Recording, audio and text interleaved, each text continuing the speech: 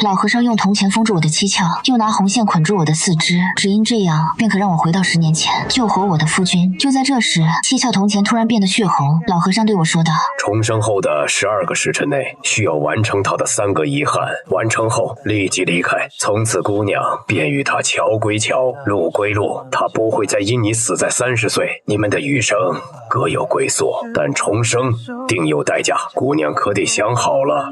只要江望州能活着，我不怕任何代价。说完，我便从摘星楼上一跃而下，再睁眼，我竟回到了10年前。宋之雪，你真厉害啊，竟能让我爹娘以死相逼，非要我娶你。你以为嫁给了我就能得到幸福吗？耳边是少年郎低沉冷漠的声音，我恍惚睁眼，愣愣地望着江望州。他站在我眼前，红衣束身，眉眼不羁，气质和谈吐都与10年后的江望州不同。这是18岁的江望州，我果真回到了10年前。我强压着心头的酸涩，贪婪地盯着他。你不想娶我，是因为你真正想娶的人是顾婉和，对吗？江望州冷喝。是又如何？你能成全？我认真的。可以，我的父母战死沙场，护国无忧。皇上许我赐婚圣旨，圣旨上没写任何人的名字，我想嫁谁都可以。同样的，我也可以为任何人求一道赐婚圣旨。他微怔，随即气笑了。你用皇上的赐婚圣旨压我，爹娘也逼我娶你。我们成婚是板上钉钉的事，你现在说成全我，怎么成全？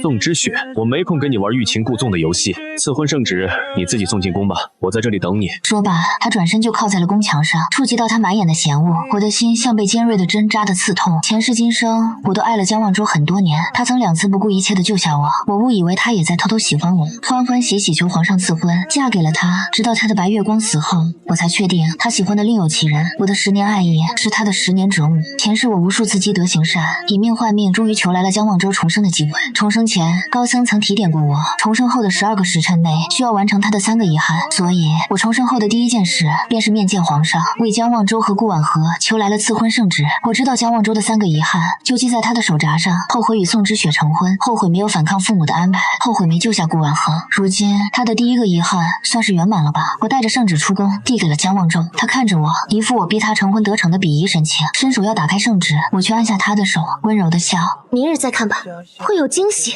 江望州看了我一眼，无聊，今日看明日看，不都是跟你成婚？你今天怎么奇奇怪怪的？想到能嫁给我，高兴疯了。确实高兴，因为我终于再见到了活着的你。我笑了。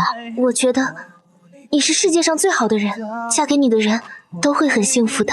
回府。他冷喝了一声，扭头就走。如果不是我知道他不喜欢我，我会以为他害羞了。马车行驶回府，路上路过热闹的花街，我拉开车帘，听到有不少女子道：今晚月老临事，登摘星楼上能看到百年难一遇的流星，相传能一起看的夫妻都能相爱相守3生3世呢。忽然想起前世，我也听到这番话，喜滋滋的求江望州带我去摘星楼。那时江望州清冷的脸上带着讥讽：缠我1世还不够，你还要缠我3生3世？什么流行传言，骗人又荒唐的把戏，你一个人上当就够了，别扯上我。那样冰冷的眼神，哪怕是遥远的前世，也还是冷得我打了一个哆嗦。我默默地放下了车帘，可这一次江望州却不咸不淡开口：想去，我今晚可以陪你去摘星楼，成婚后我没空陪你回门祭拜你爹娘，这便当是赔礼了。我诧异地抬头看向他，意外之外又在意料之中。江望州一直都这样，嘴上毒，心却比谁都柔软。明明不爱我，还是豁出了性命救了我3次。第一次我遇到山匪抢劫，他为护我右手挨了一刀，从此那双百步穿杨的手再拿不起弓箭。第2次我感染疫病，九死一生，他攀上高崖找雪莲救我的命，差点摔断一条腿。第3次皇宫大火，他为了救我死在了我的面前。望州什么都好，只是不爱我。我知道今日过后与江望州再无缘分，哪怕登上摘星楼看到百年一遇的流星，我们也不会像传言中那样长相厮守。可我还是压下眼底潮湿的热意，笑容跟不知前世的灿烂。好啊，我们一起去看流星。半路有人拦车，是顾婉和的丫鬟，说顾婉和头疼，想见江望州。江望州闻言蹙眉，立即翻身下了马车。婉和身体不适，我要去看看，你先回府吧，晚上摘星楼见。我点头。好。他有些诧异，你以前不是最介意我去找他吗？怎么现在转性了？我张了张口，他又冷笑一声。也是，毕竟我们马上要成婚了，他对你也构不成威胁了。他下马车离开，没看见我满眼的失落与苦笑。其实我从未阻止过他对顾婉和的偏爱，只是有一次我听侯爷他们说，顾婉和与朝中官员有染，后来再一查证，他确实不清白，我才拼命阻拦江望舟跟他有过多交集。可他一无所知，在他死后更是痛苦了10年。如果一定要选择，我宁可看见他和顾婉和在一起，也不愿他受尽折磨，最后为我而死。我先去了官府，办好了出城文书，而后才回了侯府。夫人亲自下厨，一大桌子菜全是我爱吃的。我习惯性的脱下身上的白色狐裘，披到夫人的身上。天冷，夫人要注意身体。夫人看着我，笑得合不拢嘴。囡囡就是体贴我，快给我看看你与望州的赐婚圣旨，盼了这么久，终于等到你喊我娘亲了。侯爷见我身后无人，气得吹胡子瞪眼。那小子又没陪着你一起回来，赐婚圣旨都下来了，他怎么还不知道联系你？等他回府，我好好训斥他。侯爷与夫人真心的关怀，令我心头泛起酸涩。父母战死后，我成了孤女，侯爷与夫人养我长大，给我爱，给我一切，我一向乖顺。这次我却要忤逆他们了。我望着他们，郑重道：侯爷，夫人，我不与世子成婚了，明日我便下江南，往后我不在二老跟前伺候。二老定要好好照顾自己。夫人一愣，顿时急了。你爹娘战死沙场，你从小就在我们跟前长大，侯府才是你的家。你现在走，能去哪儿啊？是不是望州为了那姓顾的女子欺负你，所以你不打算跟她成婚了？你千万别这么想，她的心里是有你的，不然也不会豁出性命救了你2回。每次你生辰，她都会提前许久搜罗各式各样的宝物。我知道你也是喜欢望州的，你为他学厨艺，日日为他按穴位缓解手疼。你们若成婚，定会幸福圆满。何况那姓顾的是个坏女人，我们不能让她得逞。你千万不要赌气离开呀！前世他们也是这么劝我的，最后我丧夫，他们丧子，所有人都后悔终身。我轻擦去夫人眼角的泪，轻声开解：夫人，强扭的瓜不甜。望州哥哥的意中人不是我，我实在不该强迫他娶我。我昨晚做了个梦，梦见他和我成亲了，但他不肯见我，每日办公差，我死里熬，把自己熬出了一身伤。我给他熬的粥，他不肯喝，生病也不肯让我照顾。他说我带给他的痛苦大于幸福，他甚至为了救我，死在了30岁。说到这，我的心痛到难以呼吸。夫人愣住了，但这也是只是一个梦。娜娜，云州不会的。我吸了吸鼻子，勉强挤出一抹笑意。侯爷，夫人，梦是预告，我想他可以不娶我，我们可以不是夫妻，但我要他长命百岁。而且他虽身份尊贵，却有太多事身不由己。可我想至少成婚的事该让他自己抉择。我跪下来，重重磕了3个响头。我已拿到出城文书，求侯爷与夫人成全我吧。您二未得的养育之恩，知学永世不忘，当涌泉相报。侯爷抿唇，扶我起身。夫人抹着泪水，拿出许多银票塞到我的手上。既然是囡囡决定好的事，我便依你。可你记住，不管发生什么事，永宁侯府永远是你的家。我的眼泪蓦然滚落，抱住了夫人。多谢夫人。只要我与江望舟斩断缘分，前世的悲剧便不会再上演。他会长命百岁，老侯爷与夫人不会伤心欲绝，恨我入骨。这一世大家都会圆满的。江望舟手札上的第2个遗憾，应该也算是完成了吧。我必须在12个时辰内完成他3个遗憾，还有最后一个遗憾要完成，会顺利吗？晚上我去了摘星台，到处都是成双入对的夫妻，来求长相厮守的命运。宋之雪，忽然有熟悉的声音传入耳中，我顿时欢喜地转身看去，却只瞧见了江望舟难看的脸色。他一把抓住了我的手腕，眼尾有盛怒之下的泪红。你明知我最厌恶仗势欺人的人，我不过是没陪你回府，你便在我爹娘面前挑拨，让他们大肆羞辱婉和。他如今想不开，服毒自尽了，你可满意了？我的手腕好似要被他掐断一般生疼，脸上陡然发白。前世因为我与江望舟成了婚，顾婉和想不开，所以在1个月后服蛊毒自杀了。江望舟没有找到相配的血为他解蛊，只能眼睁睁看着他咽气。他为此彻底恨上我，直至他死的那一刻也恨我。可今生我并没有与他成婚，顾婉和怎么还会自杀呢？我原本还在想该怎么完成他的第3个愿望，如今竟送上来了。我看着他，所以你是来找我拿血解蛊毒的吗？闻言，江望舟愣住了，似乎没想到我会这么说，更是阴冷的开口：你以为我不敢吗？你害得婉和受辱服毒，本就该赎罪。他抓着我去了顾婉和的府邸，顾婉和奄奄一息地躺在床上，郎中掏出匕首，在我的胳膊上划上一刀，胳膊传来细密的疼痛感。我闷哼一声，郎中欣喜道：蛊毒有反应，姑娘的血确实匹配，但是救人需取姑娘的心头血，不知道姑娘的身子骨撑不撑得住。不行。江望舟脸色一变，眉头紧蹙。取了心头血的人，相当于丢掉半条命，他受不住。其他的血不行吗？郎中十分为难。其他的血效果不大，如果世子不肯，那就要做好准备了。取心头血的姑娘不会死，但中蛊毒的女子是必死无疑。江望周抿紧了薄唇，目光落在顾婉荷的身上，我瞧出了他的心疼，看向郎中道：“我愿意救他，你去吧。”郎中看向江望周，可是会大损身体元气。我却笑了。没关系的，养养就好了，救人要紧。江望周死死地盯着我，最后他拧着眉，撕下身上白袍的一角，蒙住了我的眼。算我欠你一个人情，我定会补偿你。他走后，郎中开始为我取血，刀入皮肉，每刺进去一分，疼痛感便清晰一分。我忽然想起与江望周的过往，我8岁父母双亡，被世家子弟欺负，他们说我没爹没娘，也没有人撑腰。江望周帮我打跑了他们，摸了摸我的脑袋，不要怕，我会保护你。他真的说到做到，即便断气前，他也始终护着我。我没有办法不爱他，可我知道，从重生开始，我必须不惜一切斩断与他的缘分。心头血取出，温热的鲜血也不断从嘴角涌出，我痛得昏厥在地，隐约间想起了他前世说的最后一句：宋之雪，如果这辈子没有遇到你，该有多好。我的眼泪夺眶而出，虚弱的笑了。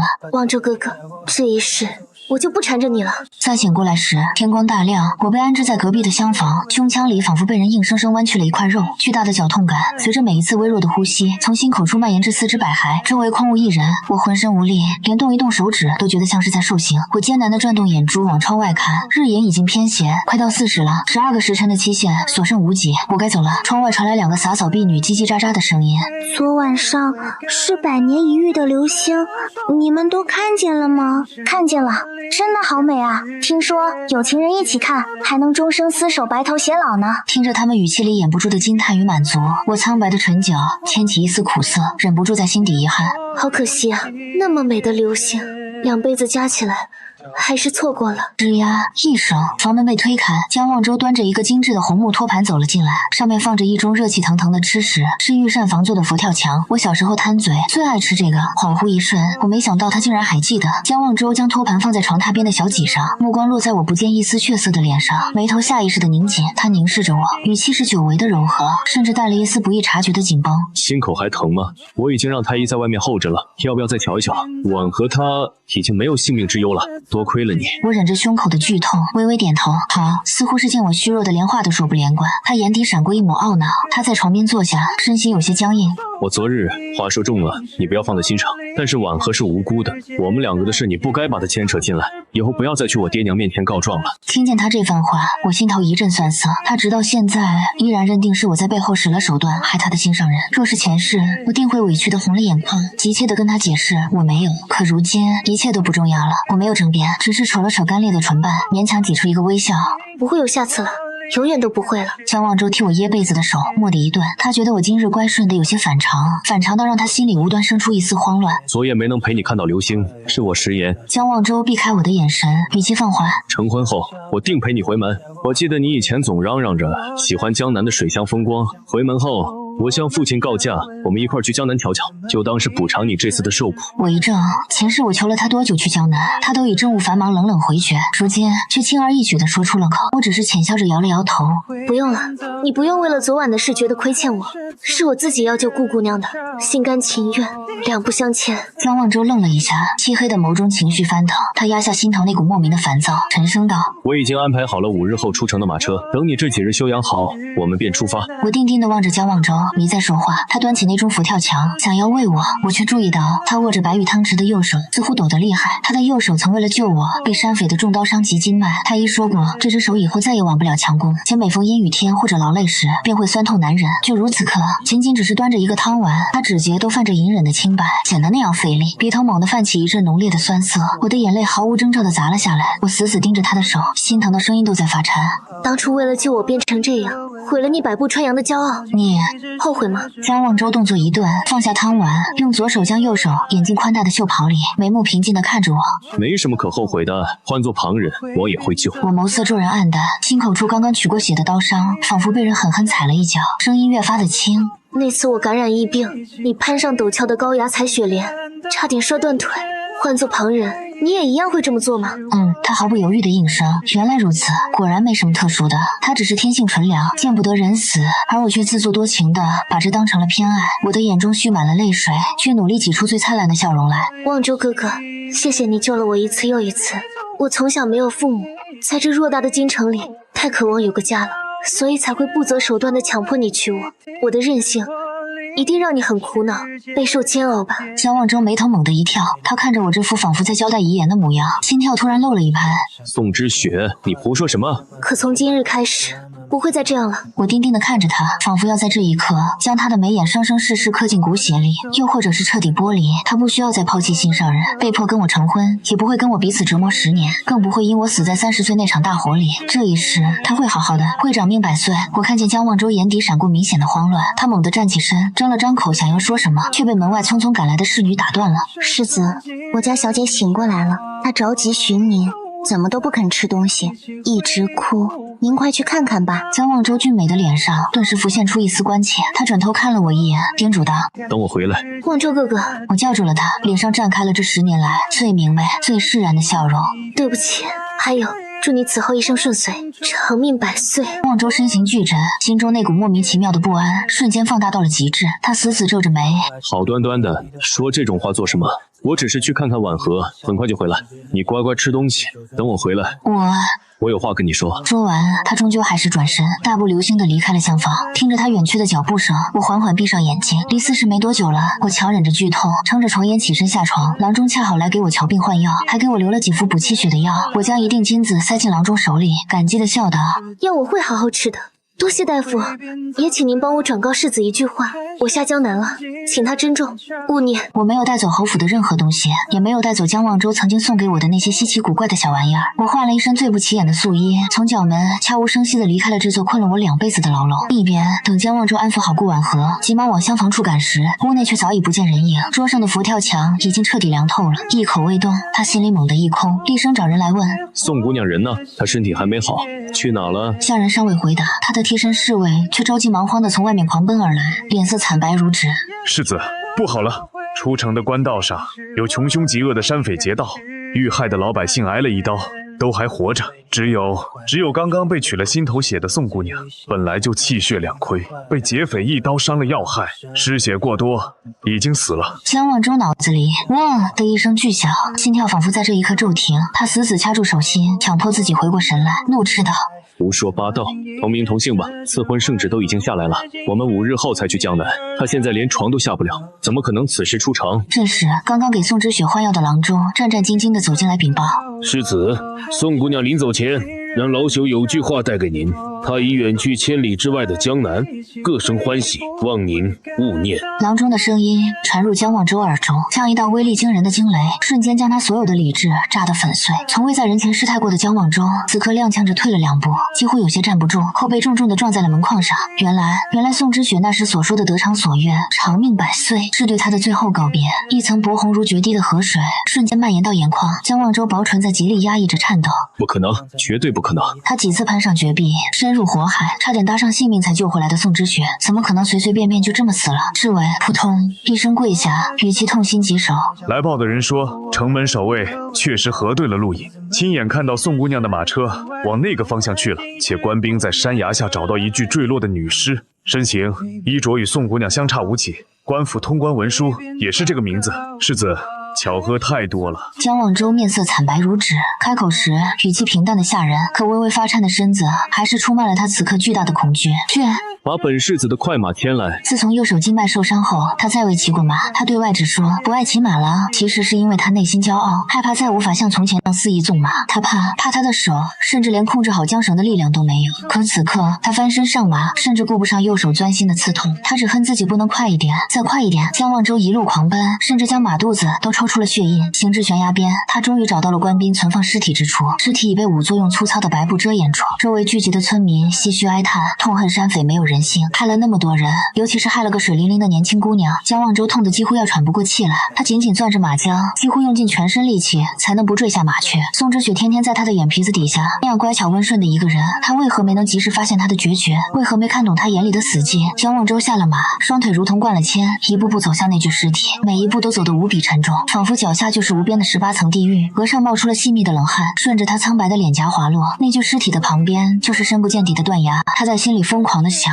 若这白布下真的是宋之雪，他便毫不犹豫地跳下去。他救了他那么多次，这次也定能将他从阴曹地府里拉回来。他在尸体前蹲下，那只连拿笔都有些发颤的右手在白布上方停了许久，他竟然不敢掀开。良久，他才抖着手，一点点掀开白布的一角。白布下是一张血肉模糊却明显属于陌生妇人的脸，虽然穿着素衣，身形相似，但绝对不是他的宋之雪。紧绷到极致的那根弦蓦然松开，江望舟跌坐在布满沙石的地上，如同疯魔了一般仰头大笑起来。不是他，不是他。虚惊一场，原来是这世上最美好、最让人浑身发软的感觉。可笑着笑着，他的笑声渐渐变成了哽咽，鼻头一酸，滚烫的眼泪毫无防备地砸在手背上。他原来是那样在乎宋之雪，比他自己以为的，比他想象的还要在乎1000倍、10000倍。没看到尸体前，他不敢承认，可当他以为真的失去他时，那种天塌地陷的绝望终于让他看清了自己的心。江望舟连滚带爬的上马，发疯似的回了侯府。他要回侯府，带上最好的郎中、最名贵的药材，还要挑一匹铺满软垫、最舒适的马车。宋之雪才取完心头血，身子弱得像一张纸，定是受不得舟车劳顿的。他想，等准备好这些，他亲自去追，就算追到天涯海角，也要把他的新娘子追回来。可他刚踏进侯府的大堂前，就被一群全副武装的侍卫团团围住。老侯爷面色铁青地站在台阶上，见他进来，二话不说走上前，啪的一声，狠狠给了江望舟一个响亮的巴掌。逆子！侯爷怒发冲冠，指着他的鼻子大骂：你竟为了外面一个不清不白的狐媚女人，去强取囡囡的心头血！她身子那样羸弱，你平时连句重话都舍不得对她讲，如今怎么能这样狠心的欺负她？你可知是那顾婉和勾搭了多少朝廷命官在先？要是你还有半点良心，马上给本侯点骑兵马，前去把囡囡追回来，跪着求她同你成婚！江望舟被打得偏过头去，嘴角渗出了一丝血迹。他原本就是想去追宋之雪的，可此刻被父亲当众逼迫辱骂，他骨子里的叛逆和委屈瞬间涌了上来，眼神凉了几分。他喉间梗塞，咬牙反驳：若不是宋之雪在你们面前告状，你们去为他出气，使得婉和不堪受辱服毒，他又如何会需要献心头血来救人？你们从小事事约束我，文治武功，我从不能有半点行差踏错。为什么就连在我爱的人这一世上，在婚姻这世上，你们也要强买强卖，由不得我自己做主？侯爷被他气得浑身发抖，指着他的手指顿了顿，眸色骤然黯然。一直坐在太师椅上默默流泪的侯府夫人，此刻站起身，满眼失望地看着自己的儿子，苦笑出声：望舟，你摸着你自己的良心，你敢说你不爱囡囡吗？你若是不爱她，何至于以命相搏，一次又一次地跳下悬崖，冲进火海去救他？你只是习惯了反抗我们，便连带着迁怒他啊！江望舟嘴唇张了张，如鲠在喉，再发不出任何声音。他爱到可以下意识地以命相抵，却死鸭子嘴硬不肯承认。只是父母逼得那样紧，把宋之雪强行塞进他的生命里，他就是不想顺着他们的心意去爱。他想证明自己可以做主，所以他傲慢地忽视了他到底有多么爱宋之雪。侯府夫人一步步走到他面前，继续道：囡囡昨日是来同我们磕头辞别的，这个善良又可怜的孩子，他临走前不要侯府的任何金银，唯一的心愿也只是求我们不要怪你，愿你长命百岁，岁岁欢宁。江望舟蓦然想到昨日宋之雪那毫无生气的笑脸和告别词，面色变得僵硬，如坠冰窟。他呆愣了半刻，才艰难地发出声响：可他若真的是来辞别，对我已经死心，怎会去皇上那里求于我的赐婚圣旨？侯府夫人长叹一声，语气里是浓浓的惋惜和心痛。你自诩聪明绝顶，为何不亲自好好看看那圣旨上究竟写了什么？江望舟脑子里烈的一声，一片空白。他像发了疯一样，手指颤抖地从怀中摸出那卷明黄色的圣旨。这是宋之雪给他时，他连看都不屑看一眼的东西。下一秒，当他看清那圣旨上的内容时，他全身如遭雷击，卓然而立的身子剧烈地颤动起来，双膝一软，几乎跪倒在地。那上面笔墨娟秀，是宋之雪苦练了多年的字迹，可是新娘的位置却没有宋之雪的名字。他一笔一划，极其郑重地写下的是顾婉和3个字，亲赐永宁侯世子江望舟与顾氏婉和，结为秦境之好。江望舟陡然想起昨日宋之雪将圣旨交给他时笑得那样苦涩，他定定地看着他，说要成全他与顾婉和。他以为那是他在玩欲擒故纵的把戏，却原来那是他捧出一颗被践踏的鲜血淋漓的真心，在做最后的放手。侯府夫人拍了拍他僵硬的肩，残忍地揭开最后的真相：望舟，你以为顾婉和真是因因为受辱服蛊毒自尽了吗？他私下勾搭朝廷命官，被其原配夫人当场捉奸发现了，那夫人扬言要弄死他，所以他才想方设法的制造偶遇认识你，寻你这棵大树做他的靠山。那原配夫人以为你要同楠楠成婚了，不会再管顾婉和的死活，为了泄愤，这才派人给他种下蛊毒。自始至终，这一切都与楠楠没关系，他没有告状，也没有欺负任何人，是他看你为了另一个女人痛不欲生，才心甘情愿剜出心头血，替那个肮脏的女人去死啊！一种说不出的酸痛和悔恨，如同千万只食人蚁，在江望周心底疯狂的撕咬翻腾。那朝廷命官的原配夫人，连同身体还很虚弱的顾婉和，很快被侯府的侍卫粗暴地压了上来。朝廷命官的原配夫人见江望周双目赤红，来势汹汹，又想到他昨天采取未婚妻的心头血去救顾婉和的命，吓得跪在地上不打自招。世子饶命，都是妇人的错，妇人有眼不识泰山，不知这顾姑娘是您的心头好，这才逼她服下蛊毒。但是真的是顾姑娘先勾引妇人的夫婿，骗取钱财在先，这才引得妇人不满啊！求世子明察。江望周的神色空了一瞬，似是有什么最坚固的东西在他心里碎裂开来。他缓缓转过头，像看一具尸体一样看向顾婉和，厉声质问：昨日你晕倒前是如何同本世子说的？昨日他奄奄一息，哭得泪眼朦胧，虚弱地靠在他的怀里，对他道：世子，您对奴家的好，奴家心里都记得，只是您对奴家越好，那宋姑娘就越不会放过奴家。您没有陪她回府，侯爷与夫人便来找了奴家麻烦，大肆羞辱奴家，自知身份卑微，已服下蛊毒，再无脸面活在这世上。可悲的是，向来自负聪明的他，就这样因为想要反抗父母的控制欲，轻易信了顾婉和这低劣的谎言，成了他刺向宋之雪最锋利的一把刀。江望周向来进退有度，极少动怒，可此刻他彻底沉下脸，周身爆发出的杀意令人胆寒，眸若寒冰地逼视着顾婉和。本世子千不该万不该信了你这毒妇的话，之雪那样干净珍贵的心头血根本不配用来救你这条恶臭的烂命。顾婉和吓得面如土色，连连磕头求饶：世子，世子，您听我解释，我只是太爱您了。闭嘴！江望周怒喝一声：来人啊，将这个心肠歹毒的女人拖下去，把她体内的血放干，然后送去天牢最底层的死囚牢，让她生不如死。四周很快围上一批如狼似虎的侍卫，死死压住了顾婉和。顾婉和哭泣着挣扎了一会儿，发现根本动弹不得。他见事情已经完全败露，没有任何转圜的余地，索性也不装了，疯狂的冷笑出声：哈哈哈！世子，你现在装什么神情？是你觉得处处被侯府约束，太想挣脱他们的束缚，急于找个法子，才会轻信了我的话。是你从骨子里就不相信自己所爱之人，觉得他与你父亲母亲沆瀣一气来控制你，你甚至懦弱到不敢承认自己对他的爱，你宁愿伤害他，也不愿承认你早就离不开他了。顾婉和像看一个可怜虫一样看着他，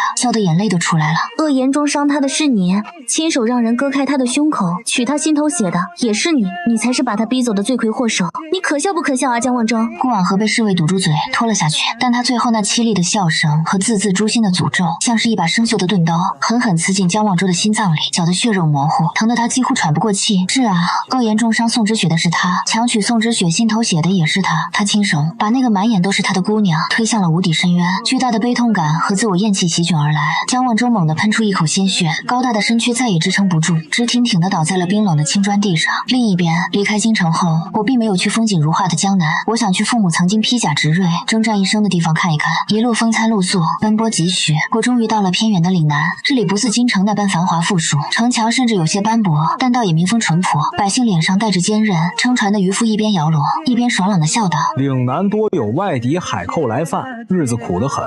看姑娘的穿着，非富即贵，又是个娇滴滴的女子，为何会孤身来我们这儿穷乡僻壤？我站在船头，任由江风吹拂着裙摆，没有言语，只是望着远处连绵的山脉微笑。父母在此守护了一辈子，流尽了最后一滴血，我也想尽我所能，让父母用命守护的地方变得更好一点。到了岭南后，我用身上的部分银两买下了一座废弃的宅院，我在这里开了一所私塾，免费教穷苦人家的孩子读书识字，又用剩余的银钱在旁边创办了一座安济堂，专门收养那些因为战乱和海寇侵扰而无家可归的孤儿。我教他们读书，教他们算术，甚至请了退伍的老兵教他们一些强身健体的拳脚功夫。他们在这里不再流浪，吃得饱穿得暖，他们不会再像我当年初入京城时那样受人欺辱却无处申冤。他们在这里自己也可以变得强大。看着孩子们天真的笑脸，我也渐渐从上一世那窒息的爱恨中走了出来。我不做江望州的附庸，我是宋之雪。日子如流水般很快过去。这日正午，天色骤变，下起了瓢泼大雨。我在私塾中刚刚交完最后一份课业，让孩子们在屋里避雨。我看着屋檐下如注的雨幕，叹了口气，准备冒雨跑回旁边的安济堂拿伞。刚一踏出私塾的门槛，头顶的雨水突然被遮挡住了，一把绘着墨竹的油纸伞稳稳地撑在了我的头顶。那股曾经无比熟悉，带着一丝清冷苦药味的冷冽香气，瞬间萦绕在鼻尖，像是隔了一个漫长的前世今生。你还是同从前班，下雨天总是忘记带伞，每次在学堂中都巴巴的等着我来接。但你刚取了心头血，身子骨本就还没好透，能不能对自己多上点心？沙哑、疲惫却又带着刻骨思念的声音在头顶响起，我浑身一僵，不可置信的抬起头，是江望州。雨水顺着他的衣角滴落，他整个人仿佛从泥泞里爬出来的一般。恍然一瞬，我还以为自己因为太过劳累而产生了幻觉，是在做梦。江望州的模样大变，他再也不是京城里那个永远高高在上、一尘不染的鲜衣怒马少年郎。他的眼神不再似从前般不可一世的明亮，而是布满了红血丝和深深的疲惫。他瘦了好多，原本合身的玄色锦袍此刻挂在身上，显得有些空荡荡的，下巴上甚至冒出了青黑色的胡茬。他打伞的手在微微发抖，他喉结剧烈地滚动着，声音哽在喉间，哑得几乎不成声。宋之雪，我终于找到你了。我呆呆地看着他，用力攥了攥袖子下的手，指甲掐进肉里的疼痛让我强压下心底翻涌的起伏。江望州怎么可能是特意来寻我的呢？一定是因为别的。你来找我，是因为侯爷与夫人想我了吗？我可以修书一封，回去报平安的。我往后退了半步，拉开与他的距离。江望州看着我疏离的动作，心中猛地刺痛了下，泛出万般心疼。他死死盯着我的眼，像是怕他一眨眼，我就会再次消失不见一般，眼底一片猩红。他下意识地伸出手，想像小时候那样摸我的头。是我发了疯一样想见你，我想接你回家。我睁大眼睛，脑子一片空白，心跳漏了一拍，却还是固执地问：你来找我，那顾姑娘怎么办？提到顾婉和，江望州的眼底闪过一丝厌恶和悔恨。他这辈子最后悔的事，就是从没有让心爱的姑娘早点知道他真实的心意。我从来就没有喜欢过顾婉和。江望州急切的解释，声音里带着不顾一切的坦诚。宋之雪，你在那圣旨上面写别人的名字，你不要我了。为了不娶她，我只能拿着圣旨去皇宫抗旨。皇上震怒，我白白挨了30军棍。我倒吸一口凉气，30军棍那是会要人半条命的。江望州苦笑一声，眼中却闪烁着偏执的光芒。我在侯府趴了1个月，伤口反复溃烂，才能勉强站起来。我一站起来，便立刻马不停蹄地来寻你了，你知道吗？他声音颤抖，带着劫后余生的恐惧。你离开那日，有人说你的马车翻下了悬崖，我从未体会过那种5脏6腑都被人掏空的失控感。看着那断崖，我也有跳下去陪你的冲动。那一刻，我才知道你对我来说到底有多么重要。是我混账，我一直没有勇气看清自己对你的心意。我幼稚的反抗附魔，却用最锋利的刀子伤了最爱我的人。我已经查清了真相，知道那日的事是一个误会。我也将顾婉和打入了死牢，他这辈子都出不来了。他死死盯着我，眼眶湿润，语气卑微到了尘埃里，近乎祈求。之雪，你同我回去，我们成婚以后，我的命就是你的，好吗？他说着，伸出那只曾为我伤了筋骨的手，想要越过雨幕来紧紧抱我。我恍惚了一瞬，心脏像被一只大手紧紧攥住，疼得喘不过气来。我从未想过有一日能亲耳听到江望州对我说，我在他的心里也很重要，能看到他为了我连命都不要。可是我不敢赌了，上一世我用了一辈子的委曲求全，甚至把命都搭进去，也没能换来江望州对我的爱，换来的只有他那句如果没遇到你该多好。这一世面对他迟来的深情，我只觉得害怕。我动了动苍白的唇，几乎带着苦涩笑了笑，轻轻的却无比坚定的躲开了他的手。望州哥哥，可是我不想嫁你了。江望州的手僵在半空中，犹如被雷劈中，不可置信的看着我。我从小跟在你的身边，你保护我，替我出头，甚至用命护我。我把那种依赖错当成了你对我的爱，所以我对你不可抑制的动心。我死皮赖脸的缠着你，算计你，却从来没有问过你，你到底想不想要？我深吸一口气，将2辈子的委屈和释然一并吐出。这些都是我的错，你现在风尘仆仆的赶来，也许也并未真正看清对我的心意。你这样子，也许只是因为知道了顾婉和的真相，觉得错怪了我，对我心生愧疚。也许你只是觉得侯爷夫人喜爱我，所以我最适合做那个听话的世子妃。不是的，不是愧疚。江望州急声打断我，眼泪混着雨水砸下来。可是我并不需要这份愧疚了。我打断他，眼神清明而决绝。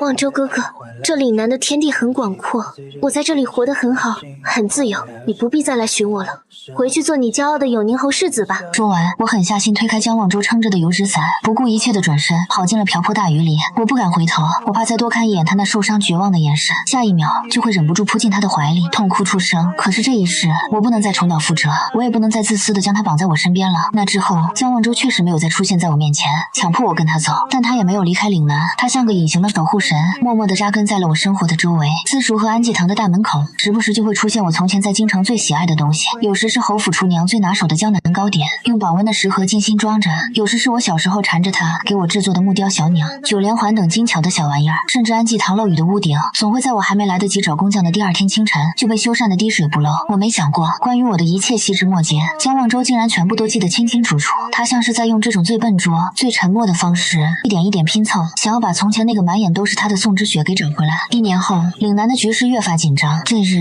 我送私塾中几个学业优异的学子去码头，准备让他们乘船赴京赶考。在出城的码头，江面原本风平浪静，突然四周毫无征兆的喧哗起来，凄厉的铜锣声响彻云霄。海寇来了，外敌杀过来了，不知多少蒙着面、手持明晃晃弯刀的黑衣海寇，如水鬼一般从江水中悄无声息地窜出，见人就砍，鲜血瞬间染红了江水。无辜的百姓吓得惊声尖叫，四散奔逃，码头顿时成了人间炼狱。早就听闻岭南多有外敌来犯，我在创办安济堂时也预演过这种情况。情急之下，如今也没有慌张，我护着身后几个吓得发抖的学子，将他们推上了一艘刚刚劫揽的货船。快走，趴下，别抬头！我使劲将学子的船往江心推去，直到他们的船慢慢驶离岸边，这才转身准备躲避动乱。然而就在我转身的瞬间，一名凶神恶煞的海寇已经盯上了我。他狞笑着举起手中滴血的钢刀，狠狠朝我的胸口劈来，避无可避。那刀锋反射出的寒光刺痛了我的眼。我想，其实这一生我救了顾婉和，成全了江望舟，还在这里养育了这么多孩子，也再没有什么可留恋的了。起码我同父母亲一样，死在了他们曾经抛头颅洒热血的这片土地上，自得其所。我闭上眼，坦然等死。可预期中的疼痛并没有到来，噗嗤，一声利刃入肉的闷响，那沾了血的利剑在刺入我胸口前的一寸，偏偏被人用一双温热的大手死死的徒手握住了剑刃。高大的少年郎如同一座不可撼动的大山，又一次用他的血肉之躯，用他的生命挡在了我的身前。是江望舟，他原本因为30军棍和长途跋涉就未痊愈的身体，此刻爆发出惊人的力量。他那双曾经连汤碗都端不稳的手，此刻颤抖着，却死死抓住那锋利的剑刃，任由剑锋割破手心，深可见骨。手上喷溅出来的温热鲜血弄花了他俊秀冷冽的眉眼。他一脚踹飞了那个海寇，夺过刀，反手将其毙命。紧接着，一条干净的白色布带温柔地蒙住了我的眼睛，遮挡了这满地的血腥与杀戮。别看，他在我耳边低喘着说道。不过一会儿，在一阵刀剑相交的厮杀声后，江望舟的暗卫解决了周围的危机。我被他一把拦腰抱上了马，骏马嘶鸣，飞奔离开这血腥的码头，行至安全的树林深处，马停了下来。江望舟长吐了一口带着血腥气的浊气，高大的身躯仿佛瞬间脱力，把头重重地压在了我的肩上，全身紧绷的力气这才彻底卸下来。宋之雪，他大口地喘息着，声音沙哑得让人心碎。我差一点又要失去你。我感觉到肩头的衣衫被什么滚烫的东西浸湿了。他顿住，那个曾在千军万马中面不改色的永宁侯世子，此刻声音颤抖得像个无助的孩子。我真是害怕极了。他曾经登上万丈高崖去采雪莲，在极寒之地面对雪崩，甚至身陷敌军重围命悬一线时，都不曾这样恐惧害怕过。如今面对可能会失去我的这一刻，连一句害怕都说得这样轻巧而沉重。感受到他手上的血不断滴落在我的手背上，我蒙在眼睛上的白布早被涌出的咸湿泪水浸透。我一把扯下眼罩，哭得几乎不成声，转过身死死抱住他。你怎么这么傻？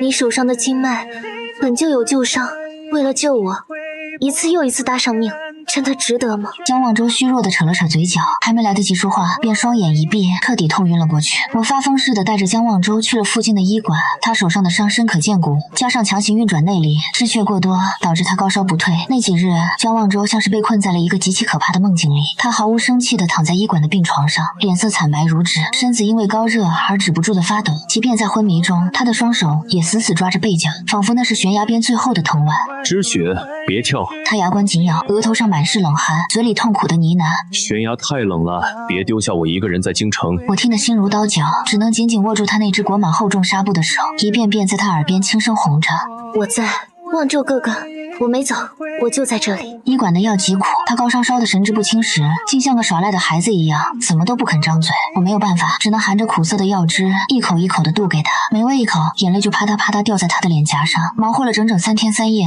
才终于看到他退了烧，脸色逐渐恢复了一丝红润，呼吸也平稳了下来。我坐在床沿，看着江望洲那张消瘦却依然俊朗的脸，前世今生的委屈、心疼和爱意交织在一起，眼泪再次决堤。直到一双虽然缠满纱布，却依然温热宽厚的大手，轻轻抚上了我的眼角，笨拙地替我擦去眼泪。傻瓜，哭什么？我猛地抬头，对上了江望洲那双深邃、清明且溢满深情的眼眸。他凝视着我，虚弱却无比认真地开口：“你问我为了你连命都不要，值不值得？你记不记得前世你在那场大火里死在我怀里的时候，走之前你问过我一个问题？”我浑身一震，不可置信地看着他。江望洲红了眼眶，一字一句地说道：“那个问题，我现在要重新回答你。宋之雪，我从不后悔救你，换做别人，我绝不会一次又一次毫不犹豫地搭上自己的性命。可正因为是你，是因为那个人是宋之雪，失去命才不算什么。没了你，在这个世上像行尸走肉一样活下去，只会比没命还要可怕万倍。”那一刻，两世的阴差阳错，两世的悲痛与蹉跎，都在他这句迟来的告白中彻底消解。我才知道，江望洲从来不是不爱我，他只是性格别扭，习惯了把这份爱深埋在心里，用带刺的外壳去对抗一切，却唯独伤了最爱的人。我的双手剧烈地颤抖起来，已是泪流满面，轻身紧紧地抱住了他。江望洲，你是个混蛋！他将头深深埋进我的颈窝，如同失而复得的信徒。我是混蛋，所以给我一辈子来赎罪，好不好？江望洲养好伤后，我将安济堂托付给了当地可靠的乡绅，与他一同踏上了回京城的路。回京的那一日，漫天飞雪，永宁侯府的朱门大开，老侯爷和夫人早已在大雪中等候多时。看到我们携手走下马车，一向威严苛责的老侯爷竟然红了眼眶，偷偷背过身去抹眼泪。夫人更是喜极而泣，冲上前来，一把将我紧紧搂进怀里，哽咽着连声道：“回来就好，我的囡囡，回来就好。”江望洲在一旁看着，上前一步，撩起衣摆，重重地跪在雪地里，对着父母磕了3个响头。他不再是那个处处顶撞父母的叛逆少年，他的眼神中多了一份历经生死后的沉稳与感恩。同年冬月，十里红妆，江望洲几乎搬空了永宁侯府大半的库房，将整个京城都映成了喜庆的红色。大婚之夜，红烛摇曳，他挑开我的红盖头，将一枚象征着他全部身家和司军兵权的玄铁令牌放在我的掌心。之雪，从今往后，江望洲的命，江望洲的一切都归你管了。时光一晃而过，婚后第3年的上元灯节，